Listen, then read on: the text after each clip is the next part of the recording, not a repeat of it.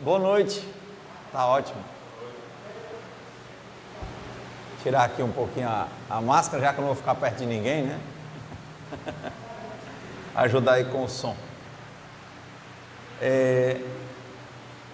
Agradecemos a Deus por mais uma semana, por mais atenção e compreensão nas nossas vidas.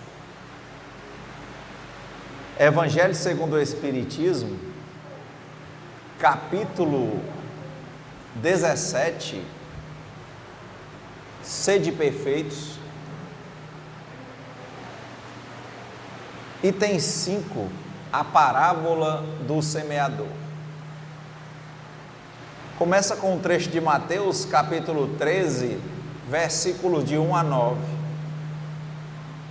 Naquele mesmo dia, Jesus, tendo saído de casa, sentou-se perto do mar e se reuniu ao seu redor uma grande multidão de povo. Por isso, ele subiu num banco, onde se sentou, todo o povo estando na margem, e lhes disse muitas coisas por parábolas, falando-lhes dessa maneira: aquele que semeia saiu a semear, e enquanto semeava, uma parte da semente caiu ao longo do caminho, e vindo os pássaros do céu a comeram. Outra caiu nos lugares pedregosos, onde não havia muita terra, e logo nasceu, porque a terra onde estava não tinha profundidade. Mas o sol, tendo se erguido, em seguida a queimou, e como não tinha raízes, secou. Outra caiu nos espinheiros, e os espinhos, vindo a crescer, a sufocaram. Outra, enfim, caiu na boa terra e deu frutos, alguns grãos rendendo 100 por 1, outros 60 e outros 30. Que ouça aquele que tem ouvidos para ouvir. Comentário dos Espíritos.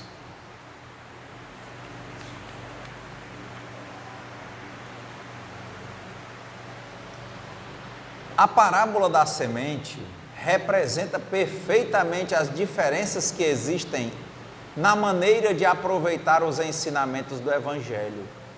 Quantas pessoas há, com efeito, para as quais eles não são senão a letra morta, que, semelhante à semente caída sobre a rocha, não produzem nenhum fruto.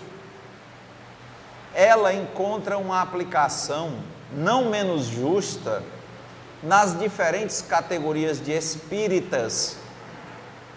Não é o emblema daqueles que não se apegam senão aos fenômenos materiais, e daqueles deles não tiram nenhuma consequência, porque não veem neles senão um objeto de curiosidade. Daqueles que não procuram senão o brilho nas comunicações dos espíritos e não se interessam por elas, senão quando satisfazem a sua imaginação, mas que depois de as terem ouvido, são tão frios e indiferentes quanto antes, que acham os conselhos muito bons e os admiram, mas deles fazem aplicação nos outros e não a si próprios. Dos que, enfim, para quem essas instruções são como a semente caída na boa terra e produzem frutos. Então eles fazem aqui um comparativo, um evangelho curto, um trechinho de Mateus, um trechinho curto, e o comentário dos Espíritos, trazendo mais questionamentos para que a pessoa responda como é a conduta dela, qual é o terreno que eu ou você somos com relação à palavra do Evangelho. Pode falar.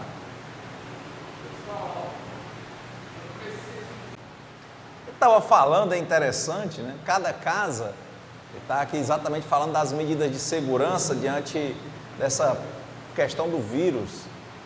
E é bem importante quando a gente começa a observar cada coisa. Quando nós adentramos algumas casas espíritas, principalmente ligadas à Federação Espírita Brasileira, a mediúnica ela é fechada.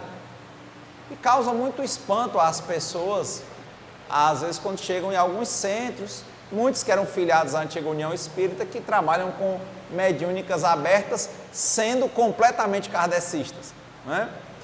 E era interessante também a sistemática, porque alguns centros, a pessoa basta mandar, bota o nome, e ali há uma vibração lá na mesa. E aqui já tinha uma sistemática histórica de pegar na mão, né? Assim como os passes, não é? Essa percepção, se você for ver, por exemplo, no Hermínio C. de Miranda, ele fala que o perispírito ele está em torno de 3 centímetros do corpo físico. Então as nossas funcionalidades não têm toque. Por quê? Porque basta estar a 3 centímetros, né? Então é esse o grau de aproximação. Mas como cada um trabalha do jeito que acha que é mais interessante, né? Mas não há nenhuma dificuldade, tanto que nos outros centros se trabalha assim, você faz vibrações, você manda uma carta, manda alguma coisa que contém a energia da pessoa ou um pensamento sobre aquela pessoa. E aquilo funciona, impressionantemente funciona. Quando você encontra, por exemplo, médiums de efeitos físicos, como o doutor que recebem, né, o Dr. Fritz e vários outros, né, eles falam exatamente que não precisa ter cirurgia física. Não precisa, de forma nenhuma. O tratamento sem corte é o mesmo do com corte, salvo o paciente. Por quê? Porque tem gente que não acredita, só acredita se sentir o toque. E é muito comum os médiuns do Arigó até aqui falarem disso, de pessoas que, para que elas acreditem que está tendo um tratamento, tem que ter um corte. Então o corte é feito. Mas para os que não fazem cortes, eles dizem, olha, não coma isso, não coma aquilo, você foi operado. Então não há essa necessidade, é uma questão de vibração. Quando a gente começa a ler o Livro dos Espíritos, por exemplo, a gente vê que o olho é um arranjo, como a mão. Tanto que um cego, e aqui no Nordeste, aqui no Ceará, acho que era no Ceará, tinha um cego que ele era, o Haroldo deve saber essa história, ele é metalúrgico, sozinho. Por quê? Porque os sentidos espirituais não são lineares assim, o olho só olha. Tanto que uma pessoa cega faz obras com fogo, com ferro, maravilhosas, sem enxergar, aliás. Desenvolve, porque o espírito já tem todas as funcionalidades. Tanto que ele não fala, às vezes, não precisa você falar com a boca, ele se comunica pelo pensamento. É para ser muito tranquilo isso. Mas a questão dos efeitos físicos, da pessoa que só acredita vendo, materialmente falando, é uma limitação espiritual, não é? Aqui calha bem no Evangelho, porque quando ele fala da semente, qual é o tipo de semente? Se nós somos, compreendemos, se nós nos afinamos com a filosofia espírita, nós temos que trabalhar para sermos melhores do que nós mesmos, a cada dia sem querermos ser melhores do que ninguém.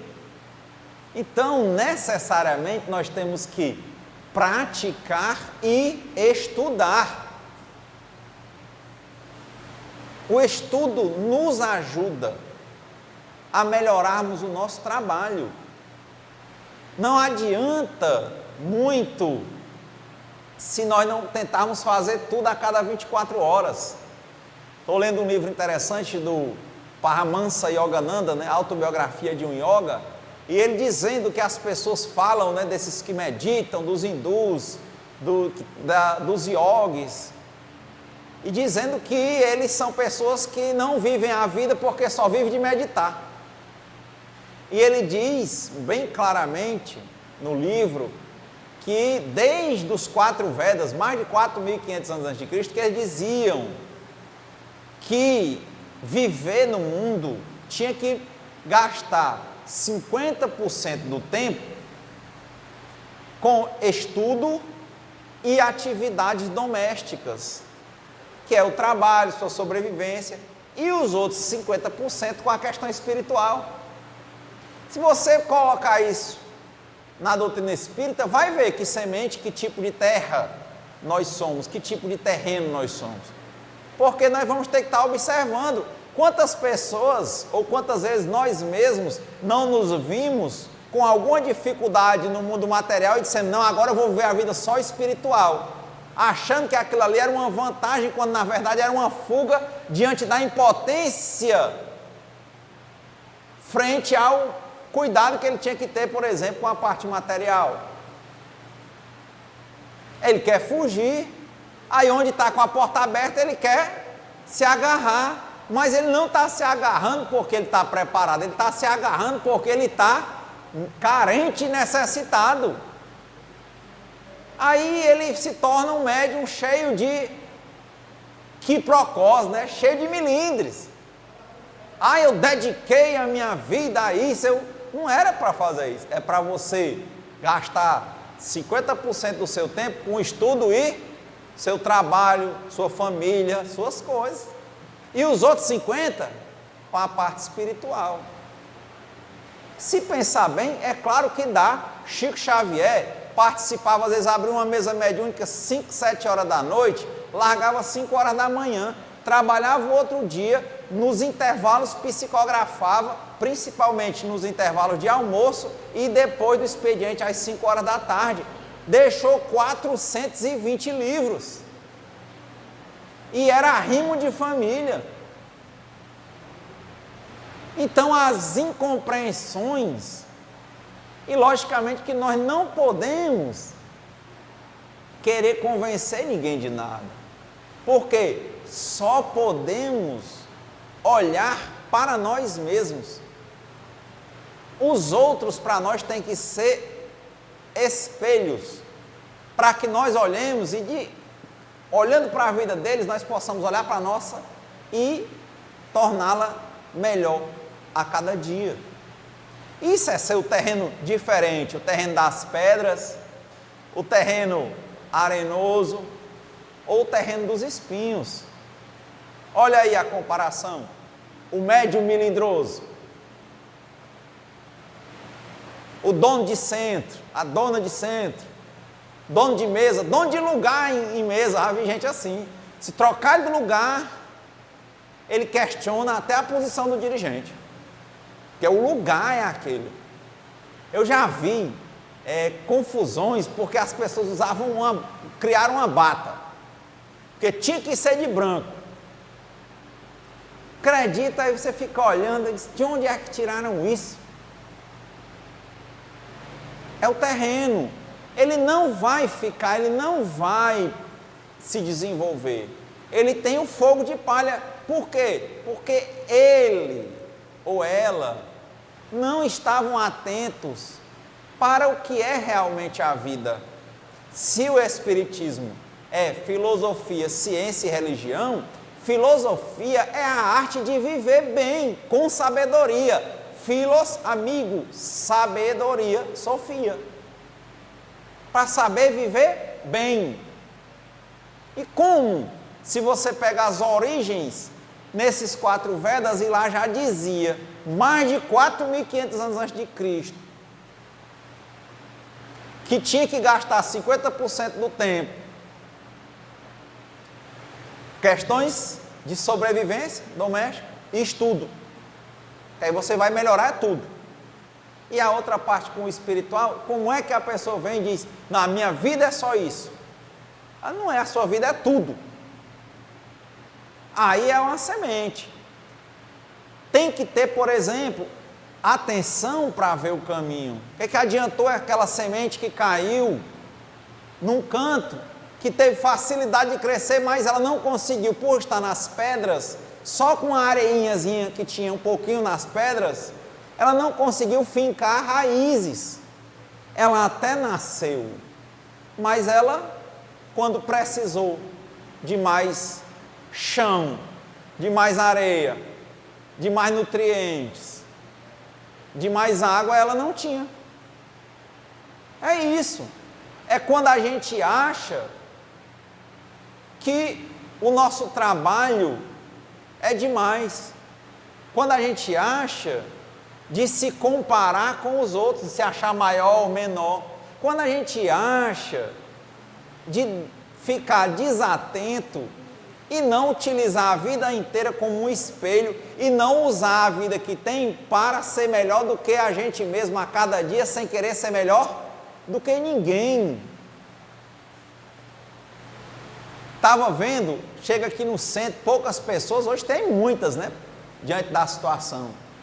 E tem um texto do Osho, que é tão interessante, ele chega no Buddha Hall, né? É um salão que tem uma imagem do Buda onde eles meditavam. E ele disse, o rapaz disse, Osho, eu sonhei, eu estava sozinho no Buddha Hall e você chegava. E você começava a falar só para mim, eu me admirava. E começava a questionar, porque tinha muita gente costumeiramente, como é que o Osho chegou naquele horário, e ele estava sozinho meditando no Buddha Hall, e o Osho fez uma palestra só para ele. Aí o Osho olhou para ele e disse,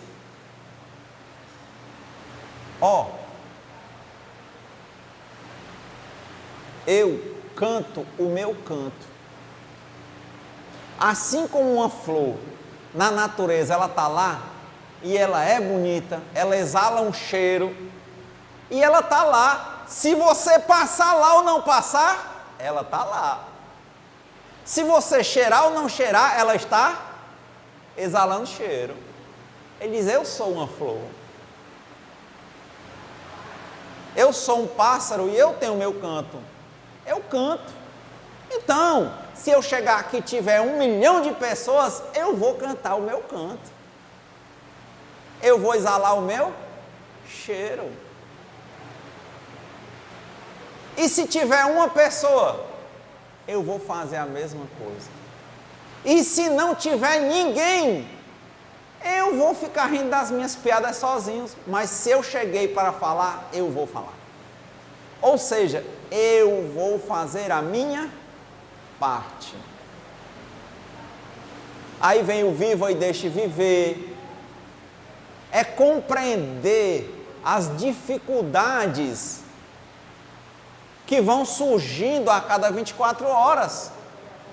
Não se iludir com as simplicidades às vezes, sabendo que uma hora a planta vai precisar mais de outras coisas, além daquela areinha básica que estava na areia. Então nós espíritas, quando ele pergunta aqui sobre a parábola do semeador, e pergunta quais terrenos nós somos enquanto espíritas, é isso. Se nós estamos aqui para fazer o nosso trabalho, a cada dia nas nossas casas, nós, nas nossas vidas, gastamos 50% do nosso tempo com atividades domésticas, sobrevivência, e com estudo, porque eu tenho que me melhorar, e os outros 50% com a parte espiritual. Já pensaram se nós fazemos isso todo dia? Porque a gente tende a ir para onde está mais favorável.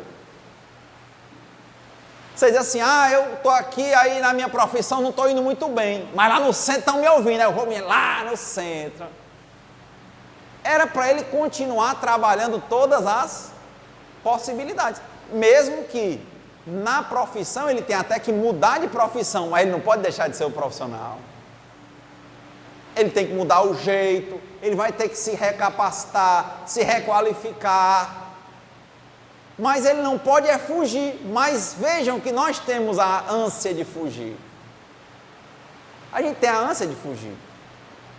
Estava discutindo outro dia, ouvindo um senhor de 80 anos, e ele disse só sabe fazer serviço braçal. Outro dia quebrou as costelas, sofreu muito. Agora já estava de novo subindo no terceiro andar para pintar, com 80 anos, uma casa de cabeça para baixo. Aí ele disse, mas eu sou homem. Até quando eu disse, rapaz, quem é que está dizendo que um homem de 80 anos não pode pintar uma casa? Pode. Mas se você acha tão importante pintar essa casa, estude, pense, alugue uma grua, bote-se dentro de uma gaiola, não é isso? Não tem uma gaiola daquela? Ela levanta você, você vai pintar até o 100º andar. Bem sentado, seguro, não é isso não? Amarradinho. Amarrar seu... Bom, era para usar a cabeça para viver melhor. Você está querendo mostrar que é jovem? Você não é. Ou você está querendo realmente fazer uma pintura? Está vendo? Grande parte das nossas atitudes são essa areinha pouca na pedra. Parece que tem areia embaixo, mas embaixo é pedra. A gente tem um fogo de palha porque a gente tem carência afetiva, baixa autoestima. A gente quer ser confirmado, aplaudido, e a gente deixa de cumprir o papel que o Criador colocou para nós, sermos essa florzinha onde quer que haja flores, porque somos lindos, somos coloridos, somos alegres, exalamos cheiros, independentemente da época, da idade, da profissão. Mas enquanto nós não enxergarmos isso dentro de nós, enquanto nós não aprendermos a nos escutarmos, nos acolhermos, fica difícil, porque nós nos tornamos esses melindrosos, essa areinha pouca na pedra, ou esses que ficam alugando os outros. Não, porque aquilo ali é muito besta, porque eu quero contar tudo que... Conte para você primeiro. Por que que nós não temos esse contato? Não temos essa religiosidade? De novo, ligar-se. Por que que nós não nos amamos para podermos amar? Por que que grande parte dos relacionamentos a pessoa diz que dá a vida pelo outro, quando na verdade ela não está dando nada. Ela quer ser confirmada pelo outro. Ela quer que o outro tenha uma dívida com ela. E ela quer ser confirmada para que o outro diga que ela tem a importância, porque ela não se dá a devida importância. A areia dela é pouca. Agora, para uma foto, parece que não tem fim de areia, né? Passou um ventinho, a gente vê a pedra. Amar, verbo intransitivo, como dizia o Mário de Andrade, não precisa de complemento. Nos amemos, e aí amaremos. Observemos as nossas atitudes, quando nós falamos de amor e caridade. Isso é que tem que ser pesquisado dentro de nós, por nós mesmos. Aí sim, quem está amando, ama. Eu não posso exalar o que eu não tenho. Se eu só tenho carência, Patrícia, como é que eu posso dar amor? Agora, se eu tenho amor, eu sou amoroso. As pessoas gostarão de estar perto de mim. Porque, como disse o Mário Quintana, eu ajeitei o meu jardim, E naturalmente num jardim bonito as pessoas querem ficar. Mas eu não estou chamando, nem estou expulsando, eu estou ajeitando o meu jardim. Ajeite o jardim que as flores aparecerão e os beija-flores virão. Ame-se e exale amor. Cuide de tudo que lhe foi confiado, inclusive e principalmente de você mesmo. Faça diariamente um inventário moral, se você cumpriu esses 100%. Coloque, sem diminuir valor, tudo como um bom valor. Os trabalhos domésticos, os trabalhos de sustentabilidade, de manutenção, o estudo e o seu momento de relacionamento com você e com o Criador. Todo dia, vai caminhando aqui e pensa, hoje eu cuidei do meu pai, hoje eu não briguei com meu filho, hoje eu dei um bom conselho, hoje eu tomei um banho, estava meio triste, não queria, tirei a barba, conversei, hoje, Marcos, eu sorri.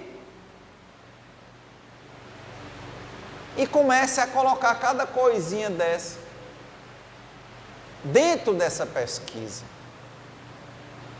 Vai começar a perceber que dessa rocha que somos nós, com pouca areia, com o tempo, a areia, impressionantemente, ao invés dela reduzir, como a multiplicação dos pães, a rocha vai se desmanchar e vai se transformar em mais areia. Mas nós temos que assumir o nosso compromisso conosco.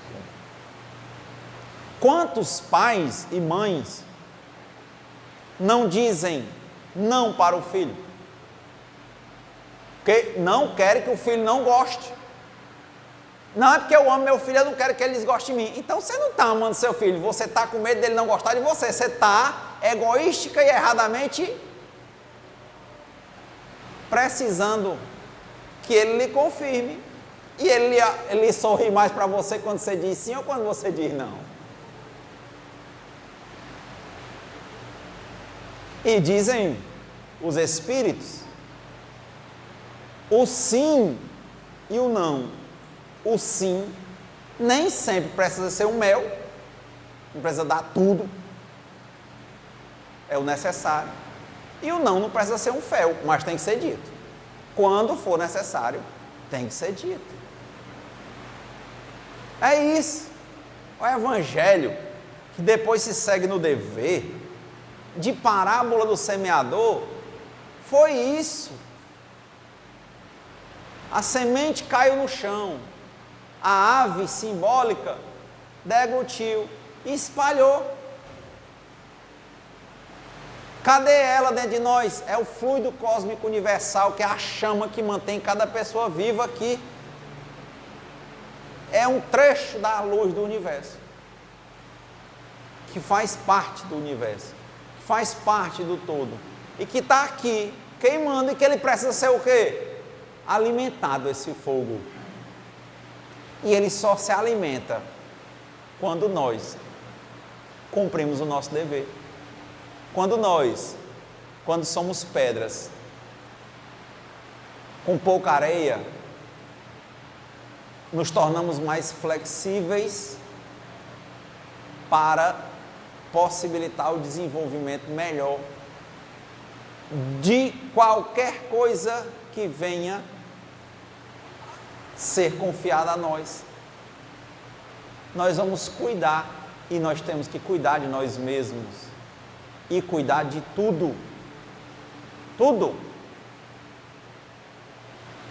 Muitas vezes você encontra pessoas que você acha que estão num bom nível espiritual. A primeira coisa, eu tenho certeza que vocês olham, é se aquela pessoa tem um modo tranquilo de ser.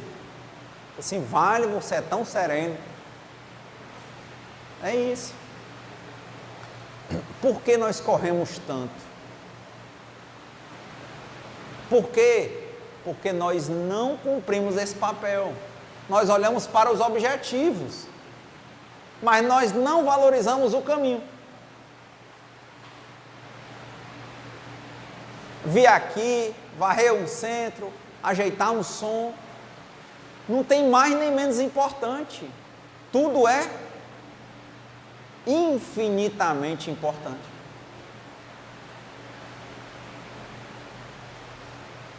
Deus não faz distinções. Ele ama a todos de forma rica, abundante e infinita. Essa passagem eu acho interessante. Tenho me perguntado muito, todo dia, agora, estou sendo a flor? Sou a flor de Deus? Eu sou.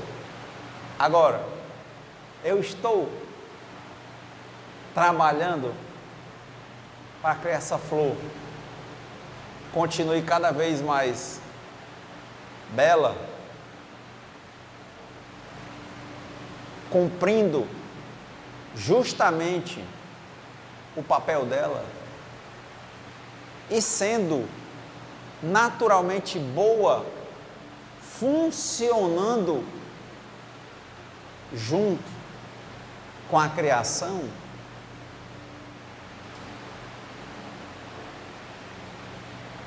Questionem-se, olhemo-nos para nós mesmos a cada dia, para que a gente veja o brilho maravilhoso de cada coisa que Deus confiou a nós. Amarmos, nos amarmos, nos observarmos, nos acolhermos, nos curarmos, para que com isso, naturalmente, nós irradiemos amor, cura e acolhimento. É inquestionável. Eu vinha caminhando, eu tenho feito a meditação andando, e eu pensando, né, um colega que eu ouvi numa live, aí ele dizia que o mundo inteiro tem a paz. Achei bonito, mas há algum tempo que eu não tenho como desejar isso para o mundo. Eu tenho que acabar com toda a guerra que tem dentro de quem? De mim mesmo. Eu não tenho tempo para ficar transferindo as minhas responsabilidades. Cada filho que é um bom filho, cada filha que é uma boa filha, que é justo, torna aquele lá belo.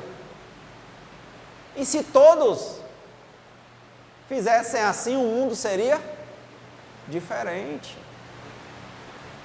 Olha a pergunta lá no livro Boa Nova, que a gente sempre costuma falar aqui, de uma fala que Jesus foi fazer na Galileia, e ficaram falando mal dele, e os discípulos foram brigar com o povo. E Cristo olhou para Pedro, quando Pedro foi perguntar a ele o que ele achava do que ele tinha feito, ele disse: quem te disse que eu tenho a pretensão de agradar a todo mundo? O meu papel, Pedro, é desenvolver, tentar mostrar que existe o reino de Deus dentro de cada pessoa. Você já encontrou o reino de Deus dentro de você, Pedro? Aí o Pedro disse: meu filho não vai brigar com ninguém, não. Abre, olha para dentro, enxerga esse reino dentro de ti, na tua casa, nas tuas coisas, no teu trabalho. E lembrando, 50%, as atividades domésticas. Outra parte desses 50, estudo. A outra parte, a parte espiritual. Ser melhor do que eu mesmo, do que você mesmo, a cada dia sem querermos ser melhores do que ninguém. É muito importante que nós cumpramos o nosso dever. Mas é impressionante como esse negócio de terceira pessoa, né? Que o mundo, que eles faça a sua parte. Dizem que quando um barco está naufragando, se uma pessoa mantiver o equilíbrio, a tendência dele se salvar é de mais de 90%. Mas todo mundo fica desesperado com o balanço do navio. É impressionante, a gente falou disso semana passada. Sobre as máscaras no avião. Nós estamos fazendo a nossa parte. Lembro muito disso do Chico. Eu me sensibilizo, claro. Mas ele não pode ir pegar a doença de todo mundo. O papel do Chico era o quê? Comunicações, escrever os livros, levantar essa doutrina no Brasil. Ele podia abraçar o mundo, Chico? Quem é que pode? Mas eu acho que ele foi tão grande também porque ele realmente procurou fazer a parte dele da melhor maneira possível. Ou seja, a criação precisa muito que nós tenhamos atenção, que nós nos curemos e que nós tenhamos a humildade de enxergar quanta doença ligada à afetividade, à emotividade, à carência que tem dentro da gente e que faz com que a gente racionalize e entenda as coisas de forma errada. A gente diz que é amor quando é carência. A gente diz que é caridade quando a gente está querendo é aplauso. A gente diz que não está dizendo não para o filho ou para a filha porque a gente está querendo o quê? Que ama. Mas às vezes lá dentro é por quê? Porque a gente é carente e quer uma confirmação boa. Se a gente começasse a entender assim, imagina o tanto de luz que a gente ia conseguir irradiar. Porque quando a gente tem luz, onde a gente passa, ilumina. Se eu acender um fósforo aqui, você quase não vai enxergar. Apague todas as luzes se eu acender um fósforo. Então, concluindo, sejamos nós, como diz o Gandhi, a mudança que nós queremos ver no mundo. Que essas sementes que estão em nós possam se desenvolver de forma cada vez mais bela, justa e bonita mesmo, boa.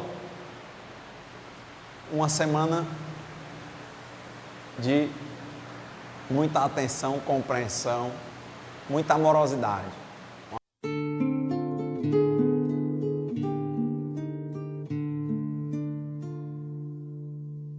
Senhor, fazei-me instrumento de vossa paz. Onde houver ódio, que eu leve o amor. Onde houver ofensa, que eu leve o perdão. Onde houver discórdia, que eu leve a união. Onde houver dúvida, que eu leve a fé. Onde houver erro, que eu leve a verdade. Onde houver desespero, que eu leve a esperança. Onde houver tristeza, que eu leve a alegria. onde houver trevas, que eu leve a luz. Ó Mestre, fazei que eu procure mais consolar que ser consolado, compreender que ser compreendido, amar que ser amado, pois é dando que se recebe, é perdoando que se é perdoado, e é morrendo que se vive para a vida eterna.